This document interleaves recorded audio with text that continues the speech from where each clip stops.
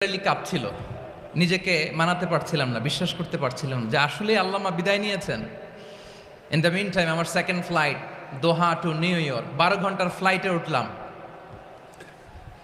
Internet থেকে বিচ্ছিন্ন হলাম। নামার পরে শুনলাম আল্লাহ আকবার, যেখানে ওনাকে কবরস্থ করার কথা ছিল সেখানেও কবর দিতে দেয়া হয় নাই। ছবিগুলো দেখতে লাগলাম, হাসিমাখা মুখ, হাসিমাখা নিথর দেহটা, মরণে হাসিবে তুমি কাঁদিবে ভুবন। From east to west, from north to south, the entire globe, গোটা বিশ্ব ওনার জন্য কেঁদেছে, গোটা বিশ্ব কেঁদেছে। কাবার গিলাফ ধরে ধরে মানুষ চিৎকার করেছে। এর চেয়ে শ্রেষ্ঠ মৃত্যুকার হতে পারে? আমাদের আল্লামার আর কি পাওয়ার ছিল বলেন? আর কি পাওয়ার ছিল?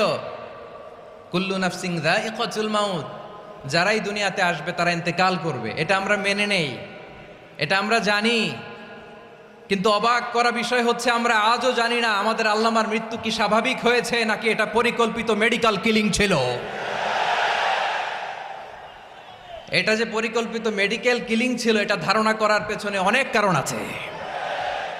তিনি আধিপত্যবাদের বিরুদ্ধে সোচ্চার ছিলেন, ফ্যাসিবাদের বিরুদ্ধে সোচ্চার ছিলেন, রাজনৈতিক প্রতিহিংসার শিকার ছিলেন। এজন্য এটা মেডিকেল কিলিং হতে পারে এ ধারণা আমরা করতেই পারি। আওয়াজ করে বলেন ঠিক কিনা? যেই সময়টা আমরা কাটাচ্ছি এত সুন্দর সময় বাংলাদেশ আর পাবে না।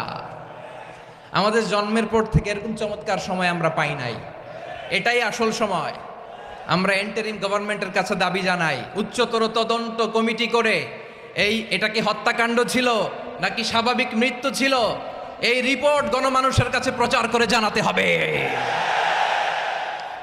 এই দাবির সাথে কি সবাই আপনারা একমত? কারা কারা একমত হাত তুলে দেখান।